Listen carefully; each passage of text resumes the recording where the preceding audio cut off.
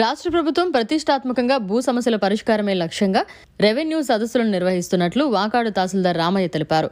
గురువారం తహసీల్దార్ మీడియాతో మాట్లాడుతూ రెవెన్యూ సదస్సులో తిరుపతి జిల్లా వాకాడు మండలంలోని 42 రెవెన్యూ గ్రామాలకు సంబంధించి ఇప్పటి వరకు 16 గ్రామాల్లో రెవెన్యూ సదస్సులు నిర్వహించగా అందులో 382 అర్జీలను స్వీకరించడం జరిగిందన్నారు.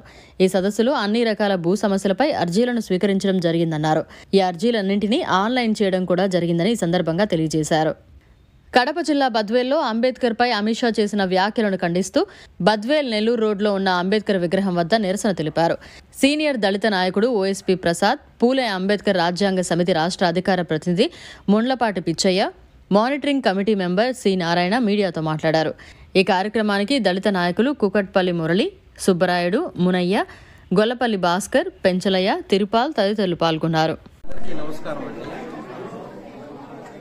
రాష్ట్ర ప్రభుత్వం ప్రతిష్టాత్మకంగా నిర్వహిస్తున్న రెవెన్యూ సదస్సుల్లో భాగంగా వాకాడు మండలంకు సంబంధించి మొత్తం 42 రెవెన్యూ గ్రామాలకు గాను ఇప్పటి వరకు మొత్తం 16 రెవెన్యూ గ్రామాల నందు ఈ రెవెన్యూ సదస్సును పూర్తి చేసుకొని అన్ని ప్రజల నుంచి అర్జీలని స్వీకరించడం జరిగింది. ఇప్పటి వరకు మనకి 16 రెవెన్యూ గ్రామాలకు సంబంధించి మొత్తం 380 గ్రీవెన్సెస్ మనకి రావడం జరిగింది.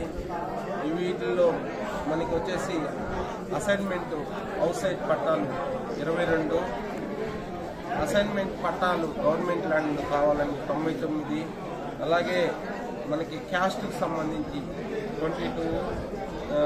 22 లిస్ట్ నుంచి రిమూవ్ చేయమని ఒక 8,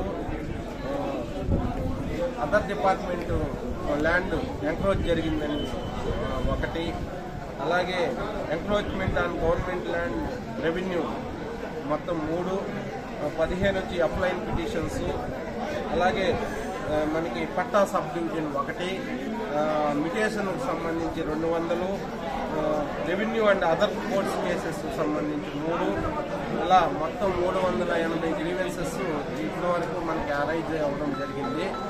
ఇందులో దాదాపుగా ఒక 20 నుంచి 30 వరకు డిస్పోజ్ కూడా చేయడం జరిగింది. అలాగే వాటి యొక్క ఎస్ఎల్ఏ పీరియడ్ని బేస్ చేసుకొని వితిన్ ఎస్ఎల్ఏ పీరియడ్లోనే ఇవన్నీ కూడా మేము ఎప్పటికప్పుడు మొత్తం క్లోజ్ చేస్తామని, అలాగే ఇంకా జరగబోయే రెవెన్యూ సదస్సులు రిమైనింగ్ విలేజెస్లో నుంచి వచ్చే మొత్తం గ్రీవెన్సెస్ కూడా మేము అన్ని కేటగిరీలు పూర్తిగా ఎంక్వైరీ చేసి అవన్నీ కూడా డిస్పోజ్ చేస్తామని తెలియజేస్తూ మీ సహకారం నాకు ఎప్పుడూ ఉండాలని చెప్పి కోరుకుంటూ, అలాగే ప్రజలు మీరు ఏ సమస్య ఉన్నా కానీ ఆ షెడ్యూల్ ప్రకారం మీకు ముందే 2 రోజుల ముందే తెలియజేస్తున్నాం. టామ్ కూడా వేపిస్తున్నాం, అలాగే పబ్లిసిటీ, న్యూస్ పబ్లిసిటీ కూడా ఇస్తున్నాం. కాబట్టి ఇవన్నీ కూడా మీ సమస్యలు ఎక్కడున్నా కూడా మీరు ముందుగానే తెలియజేస్తున్నారు. కాబట్టి షెడ్యూల్ జరిగే రోజున ఆ గ్రామ సభకు ఇచ్చేసి ఆధార్ కార్డుతో రావాలి. ముఖ్యంగా ఆన్లైన్ జరగాలంటే ఆధార్ కార్డు ఉండాలి. ఆధార్ కార్డుతో మీరు వచ్చిన ఎడల, అలాగే సపోర్టింగ్ డాక్యుమెంట్స్ మీరు ఏదైతే కోరుతున్నారో దానికి సంబంధించినటువంటి ల్యాండ్కి సంబంధించిన డాక్యుమెంట్స్తో మీరు వచ్చినట్లయితే మీకు ఇక్కడ రిజిస్ట్రేషన్ పోర్టల్లో వెంటనే దాన్ని ఆన్లైన్ చేయడం జరుగుతుంది. అలాగే గ్రీవెన్సెస్కి సంబంధించి మీరు ఏదన్నా అర్జీలు కూడా రాసుకోలేని పరిస్థితుల్లో ఇక్కడే హెల్ప్ డెస్క్ ఏర్పాటు చేసి ఉన్నాము. ఆ హెల్ప్ డెస్క్ మీకు సహకరిస్తుంది. ఇవన్నీ కూడా రిజిస్ట్రేషన్ అయిన తర్వాత మేము అవన్నీ కూడా కేటగిరీస్ వైజ్ చేసుకొని అవన్నీ కూడా డిస్పోజ్ వితిన్ అసెంబ్లీ చేసి అందరికీ కూడా ఈ ప్రభుత్వం ఏదైతే తలపెట్టిందో దాన్ని మేము సక్సెస్ చేస్తామని ఈ మండలం తరఫున తహసీల్దార్గా మా టీం తరఫున కృతజ్ఞతలు తెలుపుతున్నాం. అలాగే ఇప్పటి వరకు జరిగిన ప్రజాప్రతినిధులు కూడా గ్రామాలలో మాకు చక్కగా సహకరిస్తున్నారు. ప్రజలు కూడా చక్కగా సహకరిస్తున్నందుకు ఈ వాకాడు మండలం అందరూ కూడా కృతజ్ఞతలు తెలుపుతున్నాం.